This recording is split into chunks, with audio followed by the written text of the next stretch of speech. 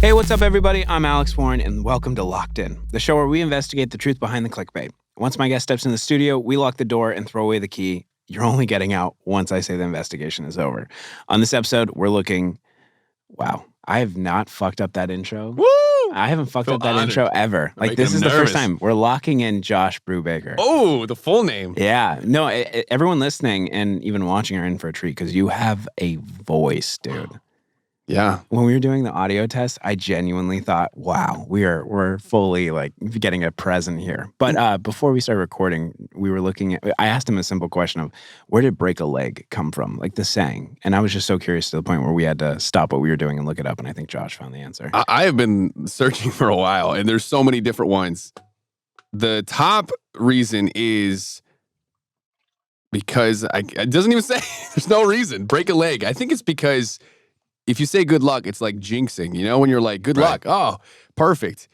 But there's no reason. See, I think, and I don't know if this is a proper like thought for it, but genuinely, I would think it's people with stage fright, they'd say break a leg. And so you'd be so focused on not breaking your leg that you wouldn't really think of like the whole stage fright part. Wow. Well, that would throw me off even more. I have a question. Did you always sound like that, or did you like somehow not a chance? Not a chance. It was so bad. Is it something where you had to like kind of like? Is there a school for that, or how did you sound like God? Well, listen, I appreciate that so much, and you sound really good. We have the headphones on. You don't wear these much in this podcast, huh? No, never. Well, I feel cool. Do you feel cool? Yeah. Wait, I'm trying to listen. This is what we sound like on the outside? You still sound dope on the outside. I'm confused. Like, you genuinely sound like you're meant for radio. What I'm asking is, like, for anyone who doesn't know, Brew or Josh, he runs a radio station, but also he was on The Circle. And so just in case anyone's listening and may not know, but how long have you been doing radio? It's been like 7 years. It's flown by. How old are you right now? I just turned 26, so... You've been doing radio since you were 19? 18. Yep, right out of high school. Wow. So, but first on your one question about did I have this voice? Not at all. I was a late bloomer in every sense. Like, I was 5'5" all through high school, just tiny. And I played sports, which was the hardest thing. And then senior year, just to the moon, 6'2", this height and everything. Basketball took off, finally hit puberty, the voice and everything. But I still sounded really bad. Mm-hmm. Like, it was just high pitched and all that. But once I decided I wanted to get into radio, which I don't know how I made that decision. Like, I have tapes of my first stuff, so bad, like just high pitched, like awful. And you just work on it. Honestly, that's all it was. It's just reps and you get comfortable. I think that's the biggest thing.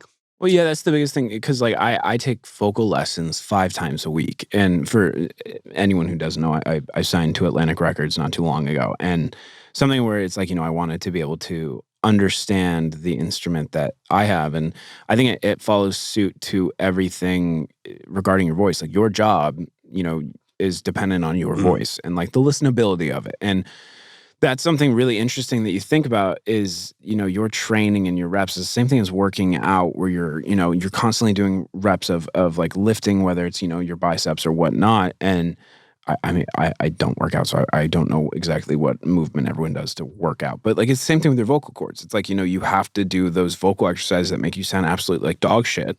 And over time, you're going to eventually, you know, like build them up into the muscle that they are.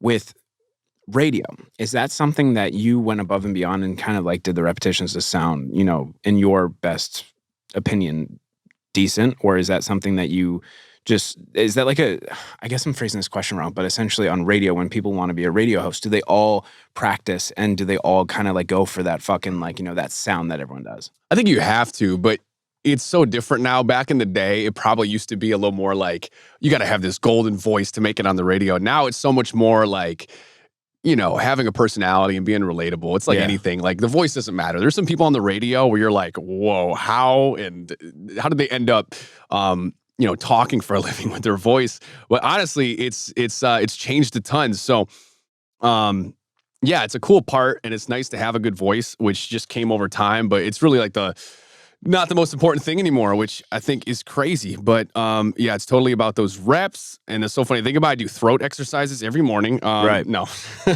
You look like a chicken. Just like that. And gawk a little bit. But it's crazy because my voice now, it's like we talked about the break a leg thing. It's like karma. My voice is now the thing that's affected by like my health. So if I drink If I drink after like a night out or something, it ruins my voice. Yeah. If I get sick, my voice goes. So it like is literally tied to, you know, my well-being now. And I think it's just a sick joke from like God or something, because it wasn't always like that. It's crazy. Like what I've learned in being in the business where your voice is kind of your thing, and obviously in radio, it's like you said, it's changed. So I don't want to keep that same diction, but like for at least in my experience with music, I have to go to a doctor, and the doctor sticks a tube down your throat. And he while there's a tube down your throat, you have to like make these noises and do these things so he can look at your vocal cords and be able to tell you what you can and can't eat, what your issues are, what like they can give you a proper diagnosis of what you can and can't do. And it's crazy because like you said, drinking will affect your voice, and that's part of your job in a way that, I mean, even before time or before the last 10 years, like that was something that was kind of like the niche for radio. But like for me, it's like, you know, I can't eat dairy. I can't drink. I mean, I don't drink, but I can't drink the night before I go do a show. I can't, like there's weird ass foods I can't eat. There's weird ass things I can't drink. And it's almost like you're kind of on a diet to make sure your voice sounds the best at all times. And growing up, I thought like people with good voices, whether it was speaking or singing, I was like, oh, they have that at birth. They can do that whenever. Totally. And it's like, over time, you realize like you have to maintain it. And like, that's crazy that there's things that can influence your voice and stuff like that, which is just so weird. Like when you drink soda, you feel it in the back of your throat, like the phlegm and the syrup just catching up and stuff. It's fucking crazy. It is. But that being said, with like what you said earlier with music, or not, sorry, with radio, it's really interesting to kind of like hear how you say it's different now. And where I found out who you were was on TikTok, where you were like making those videos about like trying to sneak a word into like the radio and stuff. Yeah. And that was something where I was like, I have never seen someone do that. And so I feel like over time you became extremely like it's very difficult to kind of get your personality when it's just radio and when you're just hearing them. And especially like a lot of radio hosts, like when I was growing up listening to radio on the way to school and stuff, were very non-personable. And like seeing you, and I think that's something where it's like, I feel like a lot of people kind of felt that way. And then seeing you on TikTok, I think that's really something cool to watch, because it's something where you can see the person behind it. Like every day you go to school and you listen to the same exact radio station, and then you see a face to it. And it's like, I feel like, and pardon me for being so forward about this, I feel as if you kind of become the face of like radio on TikTok, which is kind of cool. I mean, I'm the self-proclaimed CEO of Radio TikTok. Nobody called me that, but I claimed it. You're right, though. For the longest time, it was, you'd hear somebody on the radio and you think like, God, that's probably some middle-aged man in like khaki shorts and like cargo pants, and they would never relate to me. I was shocked that you looked like that when I heard your voice. Yeah. It's a thing that a lot of people, it's so simple, I feel like, but it gets lost in, I think, just old thinking. Everyone that got into radio probably back in the day, or even as early as like 10 years ago, is like, I'm going to do radio and that's my medium. Like that is my platform and that's all I want to do. And it's changed so much to where you have to be on TikTok. You got to be on social media, like Instagram, at the very minimum, all the basics. YouTube's great, but just getting your content out in as many things as possible is really the best way to get like into people's minds and build that like, oh, okay, I know them from so many different ways. So it was kind of an accident how that came to be. I just started posting stuff on TikTok and it took off, and I was like, all right, we'll do it. And it was so easy because it was my job, you know? So I just took what I would do on my show, put it on TikTok, and it became that thing. You wouldn't believe how many people in radio are like, oh my God, you changed all this stuff. I'm like, not really. It was just, you know, trying to advance the medium, because you know, it's not what it was. Like radio obviously isn't what it used to be. It's such a afterthought now. It's like used by so less people as to what it was before, because there's so many other options out there. But the argument I always make is audio has never been bigger. I mean, if you're listening to this podcast or any other podcast or streaming music, radio, like Sirius XM, it's all audio. Yeah. And I think everyone's always listening to something. It's like the most popular time to be in audio. 100%. I think audio in itself has gotten bigger in the last 5 to 10 years anyway. Like podcasts are like the number one thing a lot of people, like the longer duration thing people listen to. But even on top of it, you know, Apple Music and Spotify, like people on the radio still go on there too. So it's really interesting to see and kind of hear as well. But something also that you do is you were on The Circle for Netflix, and that's something me found out 5 minutes ago. Yeah. So I found out at VidCon. Okay. Me and Brew had. It's so funny because I saw you, at a concert. And then that's where I was like, oh, fuck, I know this guy, dude. I fucking love this guy on TikTok. Wild. And I came up to him, I was like, I love your TikToks. And we just started having a conversation. Cover is obsessed with his girlfriend.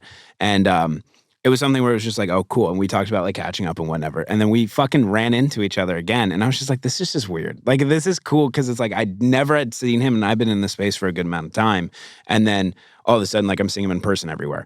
And so we had a really good conversation. And as we're having a conversation, someone comes up to you and they're like, something about Smosh and whatnot, and then starts talking about the circle. And then I'm like eavesdropping because that's what I do. I like love hearing other people's conversation and seeing if I'm somehow able to chime in about myself.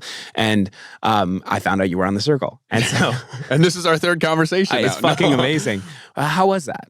It was so interesting. Like, I was genuinely a fan of the show. Yeah.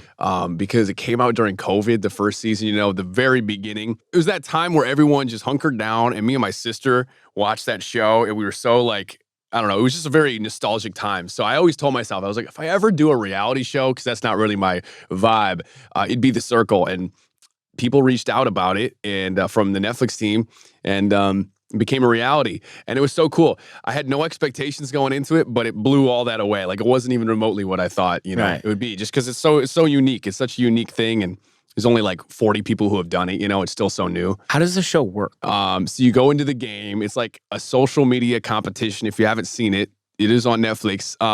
You're trying to, I don't want to say be the most popular because that's kind of dumb, but it is in that sense where you're trying to build alliances and build up your profile throughout the game so you are ranked high and you stay in the game and stuff. Kind of like a social media survivor, really. And you're doing challenges, you're doing games, but you're confined to an apartment. Can't see anybody. You only talk through this platform that is The Circle. And that's how you get close to people. And the hardest thing was like, I think how vulnerable you had to be, because I think everyone who's on that show now has seen it. It would be really tough if you went on the show and you didn't know about it. So everyone knows the basics. So to really make some headway, you really had to like build actual connections. And I think our season was the one that really had the most like actual relationships where we enjoy each other, like we're all friends, which is pretty cool.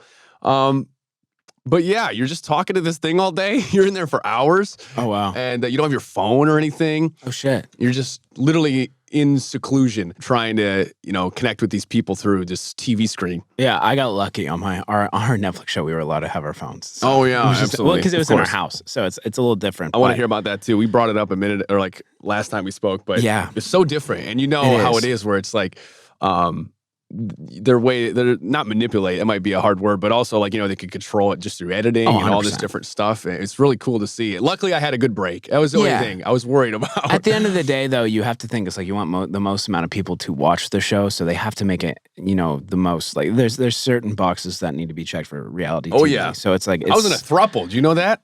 A what? A throuple. What is that? 2 girls and me in a relationship. And I don't know if as we're still getting to know each other. Oh my goodness. I'm a Midwestern boy, like values, family, all this stuff. I'll send you a birthday card when it's time. I was in a throuple. What is, okay, like, hold on. Like, willingly in a throuple, or are you just saying you were in it? Like, it doesn't make sense to me. So, yeah. How do I navigate this? You were just like, oh, I want to be in a throuple, or what? How does that work? Exactly. I was like, you know what? I got a circle bucket list. In the show? In the show, I was. Not in real life. Is dating in the show a very popular thing? No, but I think, as you said, they want to check certain boxes. And every Netflix show, I feel like, it's gotten more and more sexual. Okay, all right, fine. Is the throuple your decision or the team's decision? It was the show's decision. Okay, so that was what I was trying to get out of it. Because, like, that for me is like, whatever you're into, whoever you're into, I'm not here to judge. Me neither. But that being said, I didn't want it. Okay, so that's where I was trying to like see where that is. And it was the 2 firecrackers of the show. Like, these 2 are they're amazing, and we're also was it a love triangle or a throuple though? Because there's a difference. What's the difference?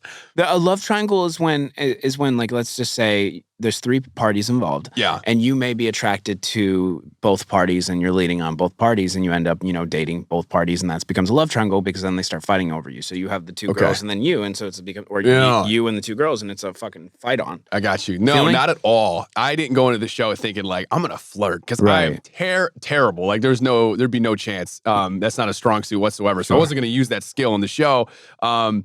But it just became a thing where you got limited chats. That was the crazy thing that not a lot of people know about the show. You only get like a few a day for this whole thing. You can't just talk to everybody because, editing, that'd be a nightmare. Yeah. Trying to keep up with all the storylines. So I got grouped with these two girls, and it just turned into it. Like the girls were both so like forward, and I'm just in the fetal position in the corner of my room, like, oh my God. But you only get to talk to so many people that I'm not going to blow that.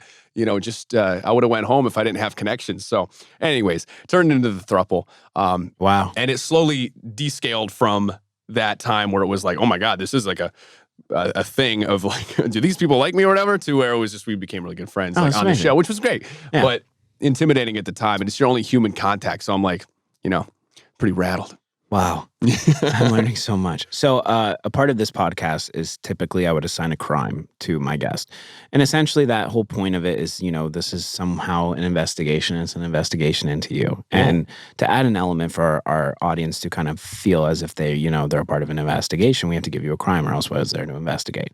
On the topic of the circle, I hear that you had said something along the lines of nice guys don't finish last, or something along that. And I believe you got fourth, fifth? Yeah, something like that. Yeah, so your crime is not getting vindication for nice guys. Oh, yeah. Okay. So by the end of it, we'll figure out whether or not, you're guilty of that. But we're kind of... I really thought that was going to work.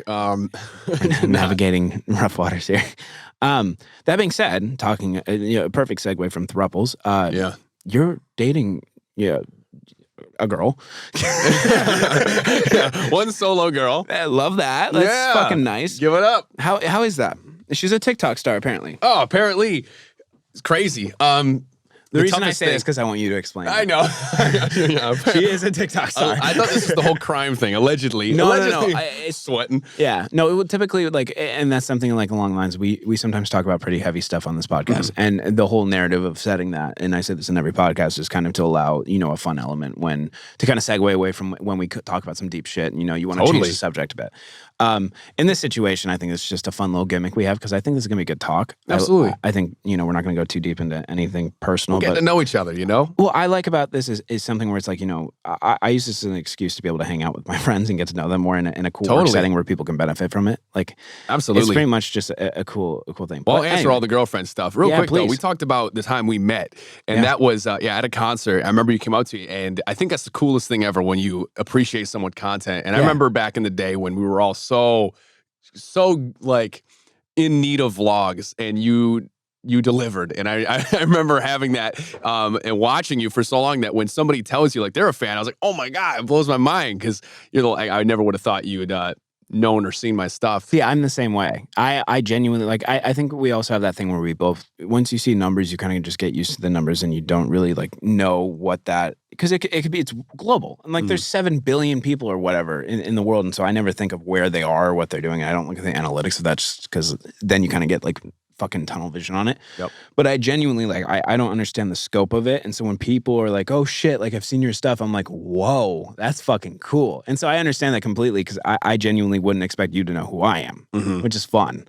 And it's incredible, because it's the same exact thing during COVID. So this whole time, your life changed in a really weird capsule of time where you didn't see anybody. So it wasn't a gradual, you go outside, we can't go anywhere. Right. Without, getting noticed anymore, which is fantastic, because you get to meet fans. But sometimes it's you got to think about stuff now. We went to that concert, and I don't know where you were sitting, but the whole crowd, it was kind of weird. And we went to a hometown concert, and it was the same thing. It was getting mugged, and it's just weird for your life to change like that so fast. Who's come to you and known your stuff, and you were like, oh my God?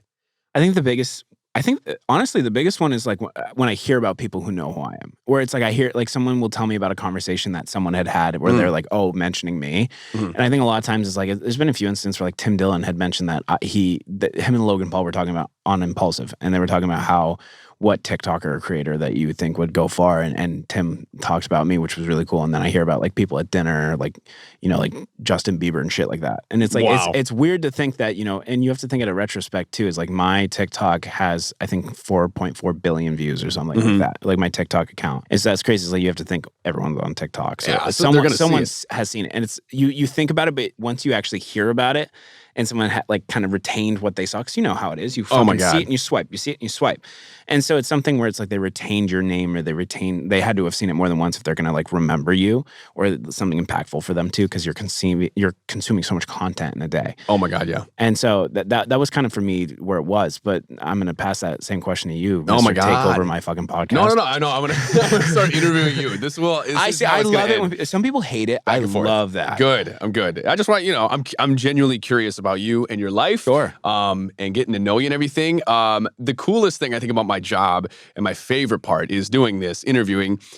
So getting the chance to interview some of the people I look up to so heavily. And I love music, and I'm so happy that you're into music now, because we're going to be doing this on a big scale soon. I can't wait for you to come to the studio and we get to play your song on my show and stuff. That's why I'm doing this, so I can get the favor. Yeah, I got you, baby. But like interviewing Lizzo, and Lizzo is just like, you're the fucking radio guy. Like, I know Brew, and then like Jason Derulo's done it. Charlie Puth, like all these people, they're all on TikTok. And Charlie, is like a TikTok aficionado. Like he plays it like a fiddle.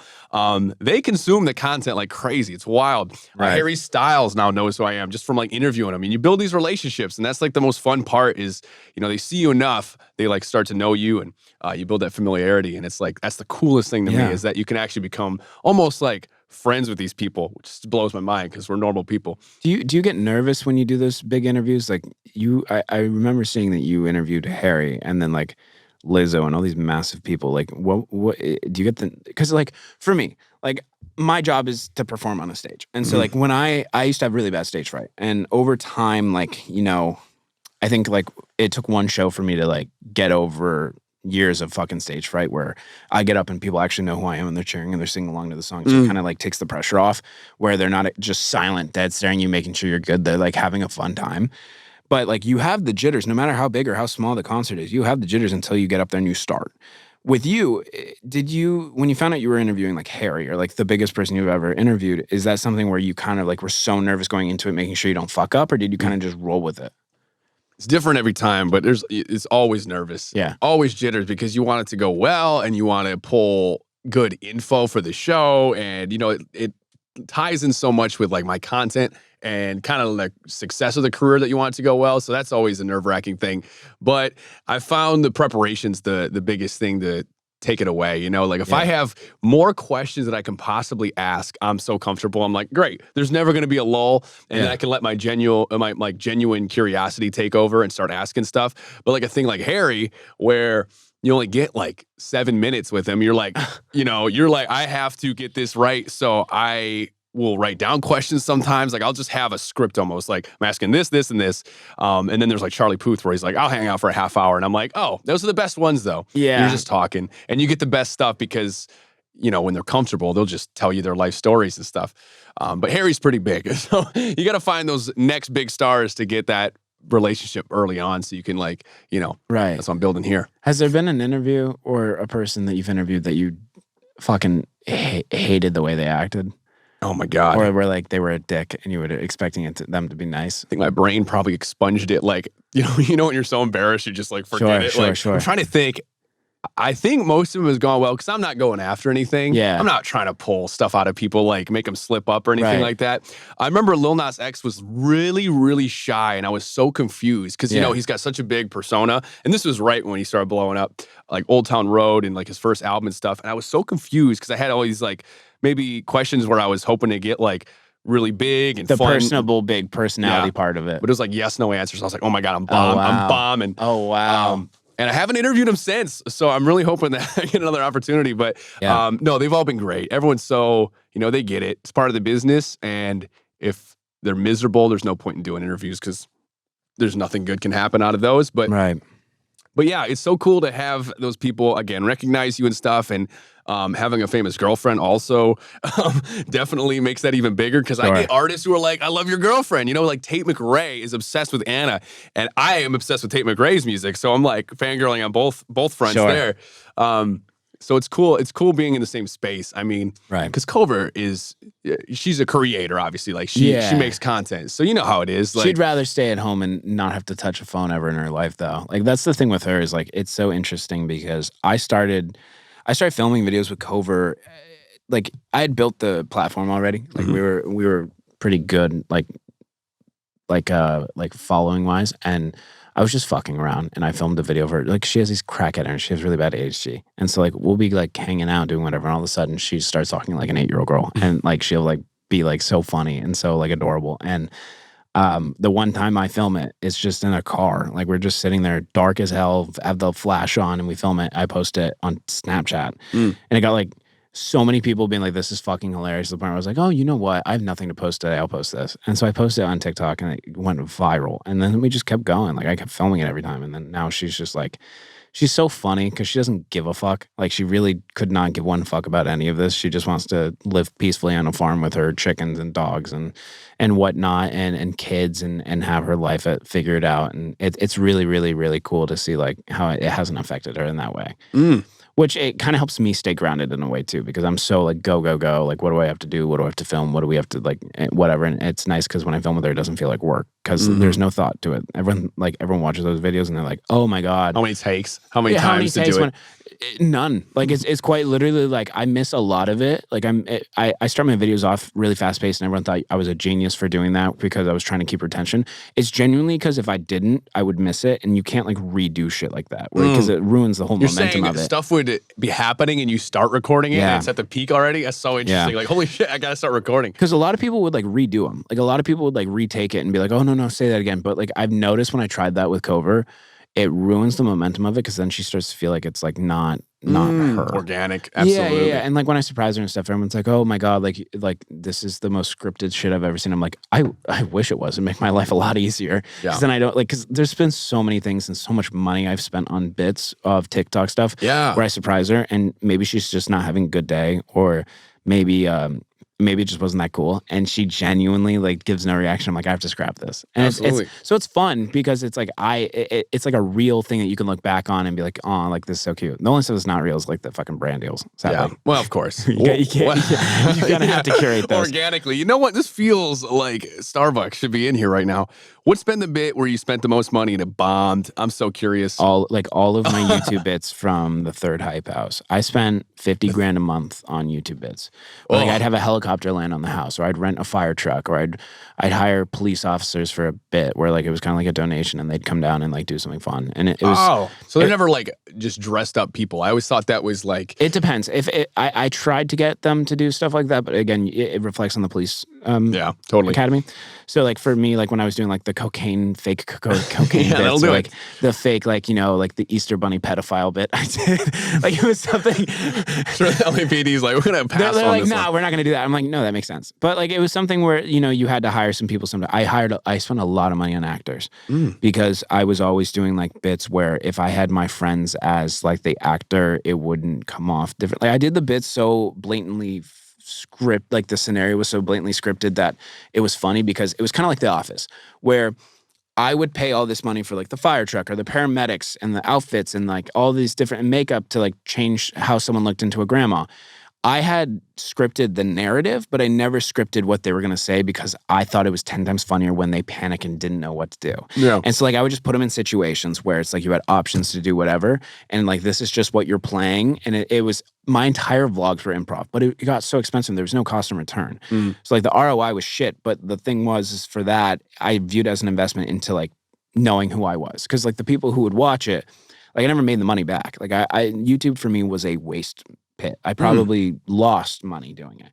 And something that helped is the fact that people fell in love with the characters and the bits, and it also like created a very repeatable thing of just being able to make these videos. But over time, I started like losing my happiness in it, just because I you know, you can't spend $50,000 a month on stuff like that forever, because then it's just like, what the you kind of lose track of what's worth it and not. Totally. But I mean, I think the return is in obviously the fan base and having the platform to, you know, transform into what you want, obviously. I realize, music. But I realized is that they didn't care. About you? No. They cared more about the relatable content. They didn't care about like the bits. Helicopter landing on the driveway that I spent $6,000 on. They didn't care about like all the money that I had spent. And what I realized is like, you know, I got way more views on the shit I didn't spend money for. Like I made, for 1 month alone, I didn't spend any money in the vlogs, and those vlogs did 10 times better. And it's something where it's like, you know, I think people signed up for the relatable shit of just like a friend group being relatable. And I tried to like go the extra step and be like, oh, look how cool this is, because like Mr. Beast and all those guys were doing all the crazy shit. Yeah. I kind of like had to have a humbling moment of, okay, they don't fuck with this. Perfect. I don't fuck with this. Let's go back. Yeah. And it can be an exhausting thing, right? Yeah. When you're doing the stuff that's not really you or makes you happy, Yeah. it's like draining. I think we all 100%. go through that as we're finding what we want to do. How do you think Mr. Beast is doing in terms of like, because I mean, that has to be on a scale of every video has to perform. Like you're the YouTube, genius in terms of numbers. He's so smart when he posts. And this is something I've learned because I was managed by his manager, and I also was like in group chats like with people who had worked with him. And it was something where it's like, he is so fucking intelligent, but he's very smart with how he spends his money.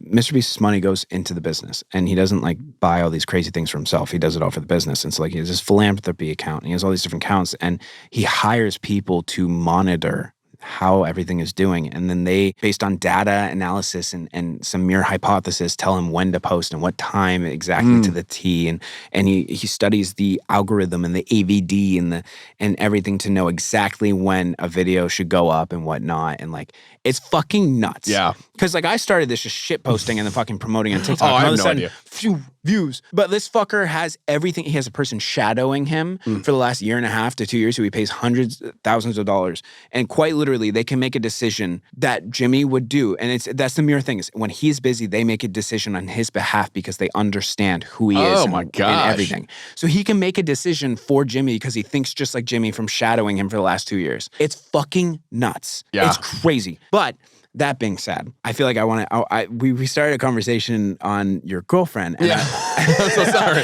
No, Mr. Beast. This is beautiful because him and I are both caffeinated as fuck. Woo! We got these. But it's cool because like Americanos. these are things that like I never find a reason to talk about. Like that was like the whole thing is like I knew that if I didn't stop right there, I would have kept going for the next 1.5 to 2 hours ever. Nowhere to be. It was me neither. But it's something where it's like, I could go on for hours just talking about all the things because this is something I don't know if you can relate, but you learn a lot about people that a lot of people look up to, and you learn a lot about how they operate their businesses and how blah blah blah. It's like you learn everything to the point where it's like you can never share that information because it never comes off.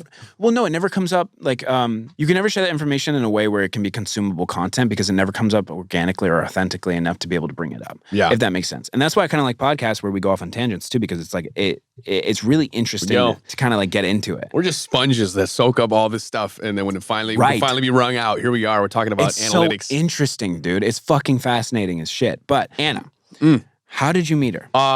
Mutual friends, which I'm proud to say. Yeah. I mean, not that there's anything wrong with apps. Never been on a dating app in my life, so that's a pretty fun one. We met out here. I'm from Michigan. She's from Michigan too, actually. Oh, wow. But the west side of the state, we both had some mutual friends, and one of those friends is like a car guy, and he was like, we're going to do a photo shoot. Would you be one of the models? And I've never done that before in my life. So I was like, sure, let's do it. Yeah. Anna came as like a supporter, so she wasn't a model or anything. And I'm just sitting over there on the car and stuff, and we finally got to chat, and it was so cool because we knew each other from TikTok. We were mutuals or whatever because she was from Michigan, so she was like, hey, a Michigan guy who's blowing up, like I'm gonna follow him, and I followed back. And when I moved out here, I think I did message saying like, hey, I have no friends whatsoever, would love to meet you at some point. And it wasn't until that photo shoot thing that we met, and we hit it off, we became friends, and then we didn't see each other for a long time actually. And then when we really became like close friends and kind of advanced into dating, I was doing Lollapalooza, that festival in Chicago. Yeah. Doing like all the interviews and stuff. And there's only one friend who had like the means and the schedule to go wherever. So I invited Anna to like be my +1 with like a VIP pass. And she said yes. And that's where we kind of hit it off. And we kind of, stuck together and stuff for since then. So it's great. Isn't it crazy though? It was like when TikTok blew up for me, it really opened up a lot of doors where I could go anywhere. They're like, what do you want to do radio? What company, whatever. Like everyone is interested. And it was New York or LA. And I was so sick of like Detroit and winter and snow. I was like, I'm going to go West Coast, try it out. And just because of that decision, bumped into her, met her and everything. And it's wild. Like if I wouldn't have done that, man, the butterfly effect, of all your decisions, it blows my mind. And by the way, so I asked her when we finally get to know each other, I'm like, oh, this is great. So like, I just got a place, and she said she was renovating a place she bought a few years ago. Well, I wasn't out here. So I asked for her address, like, where you live? And we're like a block away. Oh, wow. In LA. What are the chances? That's sick. That's so cool. And I like going back to what you said. Yeah, I look at things very weirdly, like trauma, and I've gone through a lot of like fucked shit. So like every time something happens to me, everyone calls me a sociopath because I don't get upset. And like, I'm very, very, very easygoing with everything because I know that anything that happens in your life kind of sets you up for the next thing. And so like, I have that outlook on everything bad that happens to me. Everyone like is like, what the fuck is wrong with you? And because like, I literally have like when my mom passed away, I was fucking broken. But at the same time, I was like, there's some good that comes out of this, I know. So it was something really interesting where it's like, I would have never met Cover if I didn't go through some fuck shit and got put into a position of homelessness. And then it's just so weird to like fucking rationally think in your head on how you kind of like get mixed up in so many things and with the people you're with and whatnot. But yeah, that I don't know. That shit's bizarre. Some destiny stuff. How long have you guys been dating? Not long. It's only been like 8 months coming up. So 7 months. Isn't that wild? I did the show about a year ago. That's a decent amount of time though. That's in LA years. That's a long time. But we're Midwesterners, we're Michiganders, sure. So we find each other. I've been meeting so many Midwest people, it's crazy, but yeah, not too bad. So it's Are you guys it's still living good. in the same places, or do you guys live together now? You live a block away, there's no point, I mean, That's like true. It's nice having a space. Yeah, So she can create in her own apartment, and I'll do my thing, and I have the studios I work out of. So it's nice. If we spend every second together, it's still kind of early. It's tough to do that, Sure. where you spend every waking second together. So it's nice to have those creative spaces, but who knows? Yeah. Rent comes up quick, so I might have to figure something out. I like having my apartment, though. I live alone, which is such a luxury in LA. I have never lived alone. Wow. Like, I mean, I'm counting like living alone isn't like, once you move out and whatnot. I've never done it. I kind of, technically if you count living in a car alone, but I would say I have never lived in an actual home alone. Which is crazy because it's like, I was never a big alone guy. Like I always wanted to be out and stuff. And I started this job and I became the biggest introvert in the fucking world. And like now, and I was explaining this to my crew who run the podcast. I was just like, I never want to leave. Like I never want to leave my house. I just don't care to. Like I just work and then I hang out with my girlfriend. I think it's when you have extroverted jobs, obviously. Yeah. And I think that's what I meant by the time thing. I really need time to recharge. Like if I'm not alone, if I'm like constantly, because when I'm with somebody, I think I'm constantly thinking about how to like either serve or like help or, like cook them food or something like that. If I don't have that time alone, I just burn myself out. So it's nice to have that time to recharge. But yeah, extroverted job. Like I'm on the radio all day, just talking. I do other podcast stuff. So you're talking during that. You do interviews. You're like, everything's extroversion. Then you meet people. You got to be, in a good state. You don't want to be like, you don't want somebody to be like, he was terrible to me. And that's not who I am either. I would never be mean, but you can be zoned out and just be like, oh, nice to meet you. And then this one says, this guy's a dick. So I hate that. Yeah. There's a thing about being on for so long. That's just, you got to have that time to decompress and recharge. So yeah, I think with Cover and I too, like we went from like we kind of had to live together from the start of our relationship. We've been dating for almost 4 years now, and so like from the start of our relationship, we were sleeping in a car together because we had nowhere to go.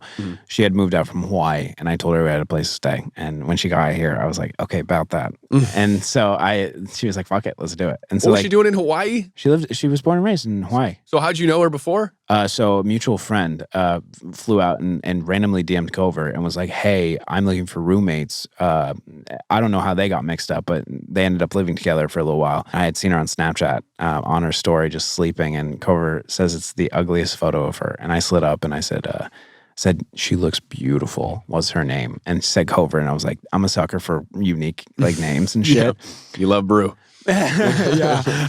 But it's something where it's just like, I was like, I'm really interested in this. And so it kind of went into that, and it was something really cool. And she left Hawaii for your car. Is unbelievable. What a champ. Yeah, salvage Volvo, dude. I mean, at first it was not even my car. Like I was sleeping in other people's cars. You still have the Volvo? Or no? No, bro. I've been looking for it. Cover from my birthday wanted to surprise me with it. And we found out that it had been, I think what happened, I had the car and it was like illegally, I think I'm out of like there's a certain time where you can start getting like press charges on you. Oh yeah. I'm out of that whole part so I can talk about it. I had one of my friend's dads owned a dealership, and he saw me struggling and he was like, I want to get you a car. And I was like, oh my God, I'd love that. And I started like my bougie ass at the time because, I'm homeless. I want something nice. Makes no fucking sense. What would you ask for? Like, I'll take the Rolls Royce over there. No, it was a Volvo dealership. So I asked for like one of the nicer Volvos. And Volvo, they've raised their prices. Those shits are expensive. And this was like a few years ago too. So it was like, I asked for like the $50,000 Volvo. I don't know why I asked for it, but he immediately and this guy's like a father figure to me. So he quickly humbled my ass and gave me a salvaged. It was 2 Volvo's wagons put together. I love it. And so they're salvaged fully. You can't get this car fucking registered. He taken a registration it's like 2 fronts together. He took a registration slip off and slapped it on mine. And so I was illegally driving this car around everywhere. Never had insurance. So I left it on the side of the road and it ended up getting fucking destroyed. Oh. Yeah. So it's somewhere? Or? No. It got pressed down. It got destroyed. Oh, no. Yeah, so I will never get that car back, which sucks. I still have, from Michigan, my 09 Chevy Impala. This thing has 300,000 miles. I still have it. You know how you have something that connects you to your roots? I'm like, I don't think I'll ever get rid of that, even though Anna has some nice cars, so I could just hop in and just kind of go. She's got she just bought a Wrangler, a new one. Damn, my girlfriend has a Wrangler. She's a Rubicon. Yeah, it's that, but the electric one, which is kind of cool. Shit. It's pretty sick. It's quiet. It's 50 to the gallon. It's a hybrid. It mixes together. Beautiful. She has an Audi as well, so I just kind of my professional Uber. Anna, you're doing well. Oh, sorry. I don't want to tell all the business. She works so hard. Dude, it's unbelievable. It's so funny. Culver and I talk about this all the time. She uses it against me all the time because she makes more money than me. Culver does? Culver makes way more money. What does she do? Bro, I don't know. She gets a brand deal for $250,000 every time. And I'm sitting here I'm working my ass off all the time. And she wakes up at noon. She goes, brand deal for $250. And I'm and she's not like that. She's not brag about it. It's the thing is to me is I always give her shit because she doesn't do I'm always working all the time where she's hanging out with the dogs and I envy the fact that she can stop and hang out for a little bit. She's like, well, I make more money than you, so I don't know what you're complaining about. And I'm like, I love you so much. It's just the thing that's wired. I'm the same way. I got a sugar mama. Always work. Same thing. I mean, I'll pass maybe at some point. I don't care if I do, but we're both killing it, which is such a cool thing, But she works so hard, and it's I'm not jealous, but I'm jealous in the fact that of her work ethic and stuff because she is just so creative. My God, the videos she comes up with and her discipline to post. I don't post every day. I can't do it. I wish I could. Probably should and could, but I'm just lazy. And you have your favorites. I love doing the radio and audio and connecting that. I'm TikTok's kind of the back burner, even though TikTok has well surpassed my radio stuff. Isn't that wild? Just brand deals and stuff. But it's a hot thing right now. It's crazy. But things are slowing down because COVID blew up everything and everything's kind of going down oh shit, we kind of overdid this here. Mm-hmm. So it's it's really interesting to see kind of how everyone's adjusting back to the normal of whatnot. And so I'm kind of I'm learning shit again, and it's very fascinating. Always changing. And I think it's good to have so much. Our job is weird because you have to stay on top of it. If you're not on top of it, someone else comes in and replaces you, and it's fucking nuts. Oh yeah, those radio TikTokers, man, I tell you, they're ruthless. They're coming for my stuff. How was it dating after the circle thruple thing? Or was that really did that not affect it at all? Well, I was single for that, so we weren't in a relationship. No. I'm saying getting into a relationship after, since you're in a public relationship, people know you and Anna are dating. Oh, yeah. I get messages all the time about it. They're like, how dare you be single? Because The Circle just came out. It came out a month ago. But when did you shoot it? A year ago. Oh, okay, so that's what bit you in the ass. Everybody, and I wasn't doing anything. I know you haven't seen it, but I am very much, like I said, I'm not sliding DMs ever or anything like that. I've had 2 girlfriends in my life. And so I wasn't doing that. I wasn't doing anything weird. But there is this stuff where he's talking like he's single or he's in a thruple or whatever. How could you do that to Anna? And luckily it's a strategy game. So even if I was, I could justify it, say I'm just trying to win the money or whatever. But no, we weren't together. And then I came back and then we quickly did start dating though. So it's crazy. There's no overlap, but it is interesting because I get comments on it every day. Right. No, I always wonder that because it's that I was just thinking about that question just because when I had asked you about the circle at what's it called, VidCon, you were talking about how it wasn't overlapping, and I was like, that's so fucking funny. It's so bizarre to think about the fact that someone who's consuming your content and knows you and Anna are dating, and then the show comes out and they watch the show, they're like, what the fuck is this shit? Doesn't look good. That's fucking interesting. I didn't do anything weird. Like I said, but people are fans, and you know how it is with relationship stuff. Yeah. If they ever break up, I'm throwing myself on the freeway. It's oh my God, it's not that deep.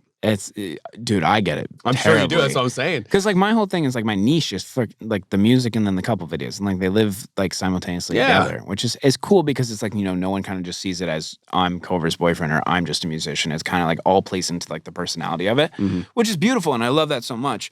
But it's something where it's Culver and I have been dating for 4 years, which is a relatively good chunk of life.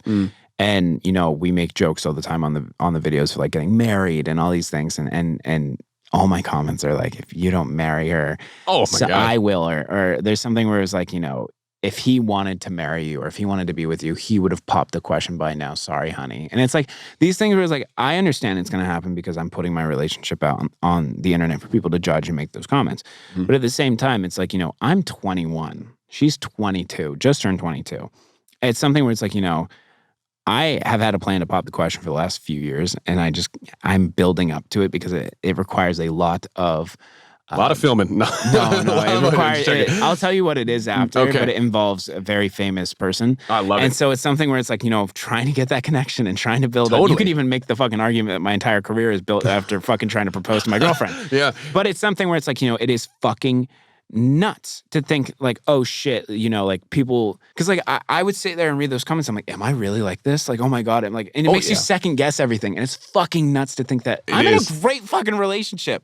Brother, you don't know who you're talking to. I mean, we took over TikTok for a good 3 months of just that teasing the relationship. And then you come out, you know, you soft launch or whatever, and then it comes out. And now it's like, not old news, but it's almost like the next pressure wave comes in where it's like, well, now you get married. You guys film together? Yeah, but it's very much like I'm radio content. She's women's lifestyle, but I'm becoming more lifestyle. You know, that's just how you have to be. You have to be more like in your life and sharing those bits because you can only get so far on one niche thing. So like I'm becoming more of a lifestyle thing. So yeah, we film together, but it's never weird in terms of like we have a film day where we're doing our stuff. It's very much so like organic. We come up with an idea, we just do it. And yeah, so there's a lot of that, but at the same time, you know, you want to keep your individual brands because there's stuff I want to do. Like, I don't want to, we had a really cool opportunity to host the Vanity Fair thing for the Oscars and love it. It was a blast. But of course I want to have, you know, that's kind of my brand is the hosting and stuff. And I don't want, you know, you don't want every job to be attached, every brand deal. Here's for you too. You know what I mean? So you got to keep your own brand and all that. But we definitely film together and they always do well, which is the crappy thing where you're like, damn it, that thing blew up. I capitalized on that. I mean, you have to at some point, but because people love it. People, whether they relate to it, and like, you know, a lot of my videos, people will see the cover thing and be like, oh my God, that would be totally me in the relationship, or that's totally us, or we should do that. And so it's something where it's like, I saw that and I was like, you know what, like people either envy or love the fact that we have this relationship where it's like every day is just a fun fucking day, dude. Yep. It's like every day we wake up and it's like, what dumb thing should we do today? And like, you don't even think about filming. And that's the nice thing is so many people ask us the question of like, does business get in the way of your relationship and things like that? And I think for a good moment when I was filming YouTube videos, sure. Mm-hmm. But ever since I stopped and I started like, you know, the music thing and like kind of like taking a break and just filming normal social stuff, it has just been fucking phenomenal of just being able to like connect and then, you know, the video of just filming TikToks just kind of like follow where it's like it doesn't seem like it's rushed or non-organic. So it's something really interesting. Have you ran into the issue of kind of like, you know, getting business in the way of your relationship or affecting your relationship at all? Or have you ran into that? Do you think you'll ever run into that since you guys have your separate personalities? It definitely hasn't affected the relationship in any way. Yeah.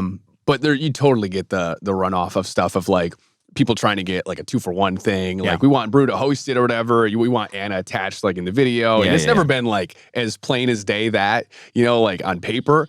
But I think there's a lot of those companies that have in mind getting both of us. But again, that's just, any of that stuff's gravy. I love having so many different avenues of business that like, I could say no to whatever right now, which is fantastic, you know? And we know who we are as people, so we don't have to worry about like getting into weird, blurry, you know, territory at all. Do you get people that say a relationship? I love how here comes the Uno reverse card. It, dude. I love it so much. Do you get people? Like maybe say it's only for content because we've been seeing that where it's like this can't be real. You got to think, dude. I've done this since the beginning of my relationship. Mm-hmm. Of course, I'm gonna get every comment in the fucking books. I'm gonna get the comment of like, you know, he doesn't care about her, and like, you know, people are gonna dig up drama about us and our past and whatnot. And I learned over time, and in the beginning, it may have bothered me when I got comments like that. But now it's like, you know, I'm so secure in my relationship. I know I'm going to marry this woman. Like, you know, you don't date for 4 years because you hate each other. You keep it on for business. Like maybe like a year or something. Because you're afraid of being alone. No. But genuinely, like, and not to sound corny, but like genuinely, I knew I fell in love with her when I started talking to her. And then every year I get like this another like weird thing where I'm just like, I'm sitting there and I'm like, damn, I do like absolutely love this girl. And it's something that I get from like, just like has your girlfriend seen you shit yet? No, it's 7 months. 7 months can't be. You haven't have done it so before. when she sees you shit, that's when that's like the biggest thing. And I know it sounds so fucking stupid, and I may be coming super forward here on this podcast, but genuinely, like, you mean in the bathroom or like yeah, you're in the woods? I thought you mean when you don't have to close your door to shit. That's when you know, like, damn, that we're getting married. Like, that's the thing. Like, that's the tell. But no, in all seriousness, it was like kind of just I don't want to like.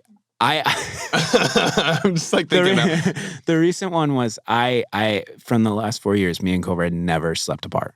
Mm-hmm. And the one time was when I flew out to New York to sign my record label deal. And that was the first night ever in our entire relationship, ever since living together, that I had slept away from her. And you know the thing of like you don't know what you lost until you lose it. Mm-hmm. It was something where it was like, you know, genuinely like just sleeping in a bed that wasn't with her kind of felt weird, and it felt like it like sure. I can't picture what life would be like without her, and that's something so powerful, I think, in a way. And it's also, you know, we rushed into the relationship, and I've never felt like we actually did. I always felt like it just meant to happen, and it's really, really fucking cool. Oh, isn't that a cool thing though? It's really cool. And we just get each other. Like, genuinely, she knows exactly what I want to eat or exactly what I want to do. And she can tell when I'm pissed off, even when I try to not share anything. Like, there's things Cobra does not know about me that no one in this world knows about me. Mm. And just because I bottle things up and I don't like to talk about it. I'm like one of those guys. But she knows exactly when something's like bothering me, and she'll fucking go out to Target and come home and surprise me with like my favorite food and Diet Coke and like a fucking bath. And I'm like, what the who are you? Like the other night, I was so butthurt for no reason. And she surprised me with a goddamn fucking, on the bed, she had laid out every single one of my favorite, like, candy, food, popcorn, fucking, like bath bombs with melatonin in it so I fall asleep. And she gave me a massage and fucking like literally lit candles. And I'm like, dude, you're fucking dope. And I love sleeping with our dogs. And she like very much, they're in the baby phase, like they're going to get into things. She literally gave that up and let me sleep with the dogs. And I genuinely was like, I love this girl. Wow. I don't know. Maybe I can go on a rant about how awesome. I mean, I could too. Hours. Absolutely. But you and I could sit here and be like, our girlfriends are fucking dope. Yeah. Let's just keep one up and like, we'll get this. It's true though. We're really lucky, man. With the money that you've made from this business. Yes. With the money you've made, have you gone through the phase, or do you think you'll ever go through the phase of like spending it dumb? Because I don't know when you started coming into the money of it. Because like obviously when TikTok hit, you probably got a lot more money than the typical amount of what you get. I asked because I went from homeless to millionaire in a year. Whoa. And so that's something for me is like, you know, I did not know how to use it. And I spent all of my money. I spent $1 million. More on videos and stuff like that, correct? On videos, on cars. Rent and everything? Well, I was obsessed with taking care of my people. So you know, I had always, I played the lottery every day with money I found around, like laying around, like literally like at Costco. The actual lottery? You literally... I would play the lottery. Oh. And so... That's how you won $1 million? No. I love telling stories, so I'm starting from the beginning. And I was obsessed with the idea of winning the lottery. And I would go around the house and not the house, right? Like my friends' houses and be like, if I won the lottery, I would get you guys this and this and this. And so once I came into a lot of money, I spent it all on videos and my friends. And so I spent, I think, $200-something thousand on my brother. Because he's a Marine and they only pay him $200 every 2 weeks. Mm-hmm. And so he's like, so I pay for his apartment still to this day. I bought him a car. I take care of him and like my family. I surprised my sisters like my youngest sister, I paid for her college. And, you know, I spent all that money and I sort of slowly realized taxes. And so like, these are things where it's like, you know, I made all the mistakes and now I have a financial team that handles all my stuff. But that being said, I mean, with you, did you run into any issues, or you're pretty good with money? Because I know people who suck at it and someone who's very good at it. Yeah, I am definitely not good with money, and I think figuring out a plan and a team when you can is like so important. Yeah. And saving, and I luckily had parents who were really like preaching that, because they didn't, you know, we didn't have much growing up. My dad was an electrician. My mom didn't work. So nothing too crazy where you're going to be like, you know, set for life. But once I started making a good amount of money when the career finally took off, I was working in radio for 7 years, and dude, radio salaries are just not, you would be shocked. What does the average radio person make? Maybe $30K. Like that's what it is now. Because maybe with like the 5% exempt, you know, like you get the Seacrests and the Elvis Duran and Bobby Bones. Yeah. Those guys, you know, they make millions of dollars. But the everyday small town like Iowa DJ and stuff, you don't make much money at all. And when I first started, was in the thumb of Michigan. It was a town called Bad Axe. Like you just literally beautiful area. Made no money. Amazing. I think it made like $9 an hour. So like living off that was like maybe a year and a half. And then, you know, not much more after that for the next 6 years, you build up a weird mindset of like how to save. So honestly, I save so much, and I don't like things that much, which is great. You know, I'm not a huge fan of spending money. You don't have like some people it's fashion. Me it was cars. Like I mean, still is to this day. I just know what to spend it on. You don't have one thing you spend it on. Not really. I think stocks. No, definitely not. I just got the financial team. Just got the team. What do you like? I'm kind of like the guiltiest pleasure you've ever spent your money on. I'm like you in this sense.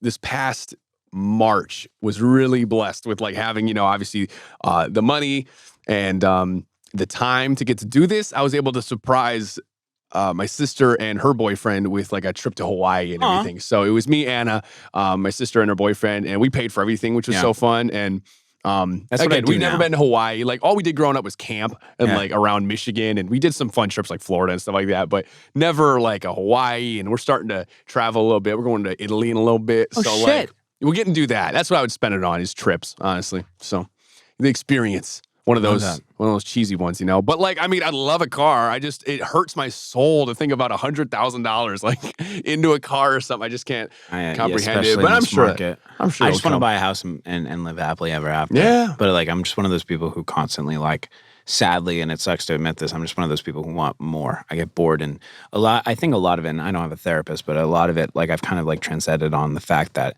you know, I didn't have anything growing up, but also even then from like the homelessness and even then, you know, kind of just every traumatic thing that's ever happened to me. Like I was so fascinated with the idea of that once I kind of achieved my goals and dreams and crossed everything off the fucking book, all my problems would go away. And once I realized that wasn't true, I just kind of went on a spree of like things that I wish I had had. And it's like, you know, the supercar and the fucking motorcycle that I was never allowed to have. Extreme to extreme. And then you realize it makes you more depressed because it's something that's like, you shouldn't have bought in that. You lost all this money. And it's like, fuck. Yeah. But yeah, it's even you learn from it. You definitely do. And I think it is just like ingrained in me, which is great, not to spend it on, I guess, a lot of material things. Like people love fashion and I respect it. And I think it looks cool. I love to look good. I can't. She'll buy me stuff. Anna will get me stuff. And she's like, you can't look at the tag. I'm like, oh my God. No, like, dude, it's worth more than my car, some of this stuff. And you know what I mean? Like a shirt. Like, I don't know what Yves Saint Laurent even is, but like. I found out Burberry was something, because I buy designer and things for my friends. Like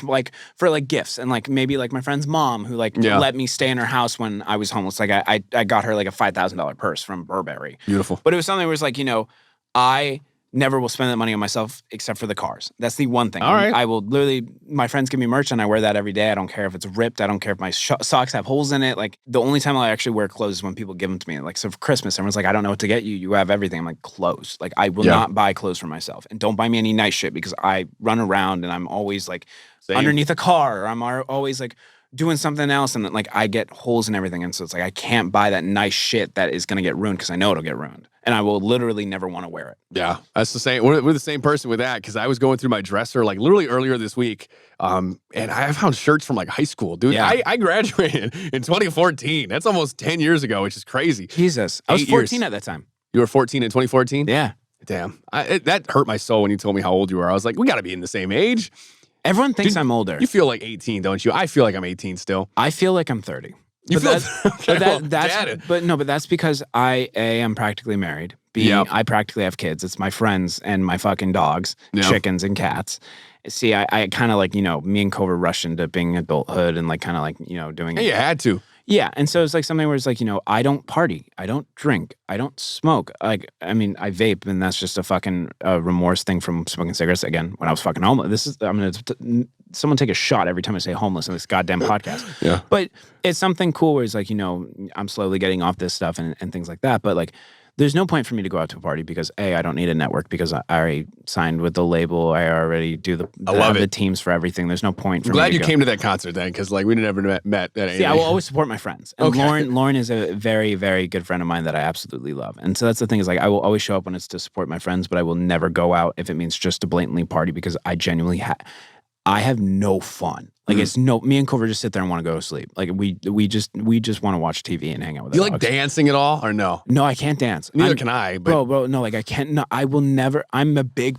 We like to dance. I don't want to embarrass myself in front of people guy. Yeah, and that's why like, the biggest thing with singing was so difficult for me is because I genuinely was not good. And so what's your stage presence like? It was terrible, and it was something because I didn't know how to sing, and I just probably in the last few years of like doing social media, like the goal was to do music. And like if you scroll all the way down to my TikTok, it's like me doing like music and singing and stuff. And I genuinely was a terrible singer. I was horrible. And then, constantly recording myself and listening back. And then, the vocal lessons now of like 5 times a week and distortion coaches and music theory lessons and piano lessons. And I kind of got masked into rhythm and understand. That's all it is. Just understanding rhythm and understanding if you're off or not. And then having the confidence, because if you're not confident, you're going to fuck up. And so it's like, it's so interesting. So many people are like, oh my God, like singers are so talented. It's like the talented ones are just the ones who know how to do it from birth. Everyone can do it. You just have to fucking like figure out what it is and work that instrument. But anyone can fucking sing. And I hate it when people go, I can't sing. I'm like, you can't sing right now, but you can't, your body is possible. You're able to do it. I can't sing. That's the same thing. That's the same thing as I can't run. It's like you learn how to fucking run. Okay. So it's like you're saying I could sing in key at some point. I just have to know and train my brain to exactly. Like It's the same thing as I can't lift 100 pounds. And it's like your body could, you just have to work out. Like you have to get used to lifting things. And over time it builds up to the thing. It's like, I can't belt. It's like, you can fucking belt, you just don't, your body doesn't know how. Singing is all mentality and it's literally it's all like, a mindset. You fuck yourself with singing. And I could go on for hours. I was homeless and I could sing. No, imagine. Well, yeah, you feel 30 and I feel like a little bit younger, but it's like I feel older though when we meet, like it is these networking events and I meet like other people in our industry, like influencers. I'm like, wow, never mind. I feel a little bit older. I just mean energy wise. I think the one thing that strayed me away from all that and like kind of hate networking was when TikTokers started getting egos. That was the biggest thing, is because I'm like the biggest guy who was like, I fucking hate egos. Like I've done, in my best opinion, a pretty good job at like, keeping my friend group and also myself pretty grounded and humble about like, we're not tough shit. We're not fucking dope or whatnot. And nothing where it's like self-deprecating, just understanding where you're at. And someone was like, in LA, I don't know if you've walked around a corner yet. Everyone is a piece of shit. Everyone believes that they're the top dog. I'm eternal optimist, man. Because we were in like the Hype House, and like the Hype House was one of the biggest things. And like when that happens, and everyone's talked about you all the time, it's like a lot of these kids like got the massive egos, and they walk around the house, and it was always like I'm tough shit because their team were telling me they're tough shit, and it's just like. You see that, and from an outside perspective, you're like, you're such a piece of shit. It's fucking insane. And I'm not going to name names, but it's like genuinely I want to know. Watching it happen and watching people get like so caught up, and then they get slowly let down when all of a sudden, they try to do something else and no one fucking cares anymore. Wow. And so it's like, you watch them be utterly pieces of shit to waiters and to even house cleaners. And like, I saw it all firsthand where like people were just genuinely so rude and like, just be nice. And so that's something where it was like, I'd go to the events and all they could talk about was themselves for a good fucking hour. And I'm like, I don't care. I really like, and this is the most polite way of me saying is like, I'm just here to be able to talk with people and understand and get to know people. I don't care how much money you make. Like, and like, you didn't hear me talk about it once and I pulled up in a Ferrari. And like, that's the thing where it's like, you can practice humility without fucking like, I don't know, maybe it's a lost art, but I remember that's just how my dad raised me to the point of when he passed, and something I've tried to carry along. It's just like, your actions speak louder. You don't need to tell everyone. You have a Ferrari? I do. Oh, I can take for a ride, man. No, real quick on that. Absolutely. And I moved out here when I was 20, That's why I 24. like you, bro. Like, that's the thing is like, I knew who you were. I'm the one who approached you. Mm-hmm. And that's something where it's like, some people are like, oh, thanks, man. Yeah.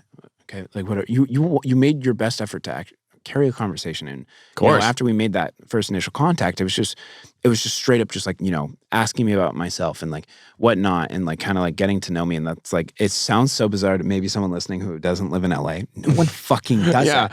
No one like the most like you're thinking, okay, this is this baseline how you meet people. That is not how it works here. People here, it's like, I love your shit. Yeah, everyone does. Fuck off. Like, it's like, that's Isn't the that thing. weird? It's so weird. And so like you stopped and like had a conversation with me and it didn't matter of anything else or what you could have gotten out of it. It was genuinely just like a simple ass fucking conversation. And I was like, this guy's fucking dope. I think I was more impressed that you were really good at surfing. I'm like, we're going to surf soon. And not a lot of people know that. No, it's so cool. I'm terrible. I mean, I can get up and ride a wave. But I'm terrible now probably too. Oh, it's been you say that, you start. It's been a few years, man. I mean, no, I feel like I got really lucky. I came out here and met a lot of Midwest people. You know, a lot of Texas people out here. They're pretty nice. You meet some, a lot of people from Texas and Nashville. I met my core group of friends out here on the 3rd day I moved out here. And we've been friends ever since. And it's like the sweetest people. So I got super lucky. Anyone that wants to move to LA, maybe you can find good people. It's not that there's not good people. It's most of the time it's people who aren't from here. And most of the people, and you know, there's some obviously objections, and it's all scenario based. Yep. But you know, it's very rare, and when you find the right people, definitely like you know, make an effort to surround yourself with those people. And it's also difficult because it's very easy to lose yourself here too, because you get caught up in it. And that's what I realized is living in a house, and not to like talk shit about like content houses, but when you live in a house and your friends are in the house, the people like you know your job's in that house and stuff, and you leave the house, no separation, like. but you get used to how it is and you carry that out. And so like you know, for me, it's like I got caught up in a lot of shit. Like I got caught up in like you know. The fact that you're surrounded by people with a lot of money and a lot of, you know, everyone wants something from you. And so you carry that out to like, maybe you go back home and you hang out with people and you're like, wow, this is so easy, like, you know, to be able to hang out with them. And sometimes you carry those like weird tendencies of LA. And so like, I had to kind of like get out, surround myself with like, you know, my hometown friends, my girlfriend, and kind of just like take a second and just adjust and understand like what I had to relearn what real life was for a good minute. Because when you're that far out and you're not surrounded by people that are real people, you're surrounded by people in this business, it's very easy to get used to like the whole thing of just like every day, what am I filming? What am I doing? What am I spending money on? Oh my God, this person made more money than me, blah, blah, blah. This person passed me in followers, blah, blah. Yeah. And then you lose track of what actually matters. Totally. Where's home again? Home is Carlsbad. That's where you're from originally? Yeah. Wow, beautiful place to go. Love Carlsbad. You know, yesterday, or I mean 2 days ago, we went to San Clemente. It's kind of right there. San Clemente's great. Love it. I surfed San Clemente a lot. That's Lowers is awesome. Capital of the world for surfing, you know? Yeah. And when we go back to Hawaii for Cover, it's amazing too. Yeah. And that's really, because they're very family oriented. Like it's very like her mom is native Hawaiian, her family is native Hawaiian. So it's something that's like, you know, they all cherish family. Like family's a huge thing in Hawaii. And so, you know, you go in and you're welcomed by them and it's, you learn something new every day of just kind of like, you know, it was really nice to go back to Hawaii and see your family because it kind of like, it was a wake up call for me of like, you know, this is. Shows what's real. Yeah, and all yeah. that. Because they don't give a fuck. Exactly. Hawaiians don't give a fuck. They don't care about money. They don't hate care that about stuff, actually. No, they if hate you're an it. influencer, oh my God, they just care about family. That's the one thing. And fucking and waves. And fruit. It's fucking cool. No. Holy shit, we're above time. Hey, cut me off. Yeah, so cool, dude. Yeah, it looks like my team has been trying to cut me off for about 20 minutes now. Wow. Well, that's just sorry, guys. Is there a It's the coffee that has been right. We could go forever. I feel like we weren't funny enough. We need to do some funny. I know it's not really the theme of the podcast, but we have a lot to offer. Like we make each other laugh. We'll come back and we'll do this again. We'll do a segment. We should do one after. If like. I'm going to say I'm going to manifest this when my music does, when my album comes out and when it does and when it crushes and I do your show, you come back onto my show and we'll do something fun. Okay. Sounds good. Is there anything you want to? I feel like we should cut it. I mean, no. Wait. We're good. Keep in mind, I haven't filmed do a an podcast outro? in a few weeks, so I have to film an outro. Okay. Well, I mean, anything you want to like find me on? Is that how we do? Brew on the radio is everything. At Brew, BRU, on the radio, The Circle, season 4 Yeah. on Netflix. Fan favorite. Thank you for voting. Oh, really? Yeah, and I won some money and I donated it to charity. 10 grand. But I donated it. Fuck yeah. It's great. That's I mean, good huge money. change. So yeah, we're so happy to give that back. And what else is going on? The radio show all across America. Alex soon coming to it. I love your intro music. He runs a radio station. No, I don't tell you that stuff. I'm just a talent. It's Dude, syndicated. No, your TikTok's a fucking fire on it too. I love it so much. Appreciate it. That being said, typically what I would do is determine whether or not you're guilty or not guilty on this crime. Really? I can't find you guilty today, and the main reason is because my officer who typically would carry you out in handcuffs, and they're really fuzzy handcuffs. They're really cool. We got them from this really exotic store. Yep. He is out. He's not here. What was I up for again? You were up for not getting vindication for nice guys. Oh. Yeah, which I would find you guilty of, but I can't technically because then he can't. You're pretty much free to go, so it kind of sucks. Yes. So we're going to say not guilty. Finish first. I'm free man. I'm judge, jury, and executioner today. That being said, you are officially locked out. Thank you. This is the moment when we typically leave. Oh. Yeah. We get up? I mean, I would. Yeah. Usually they come in. We're just gonna get up. All right.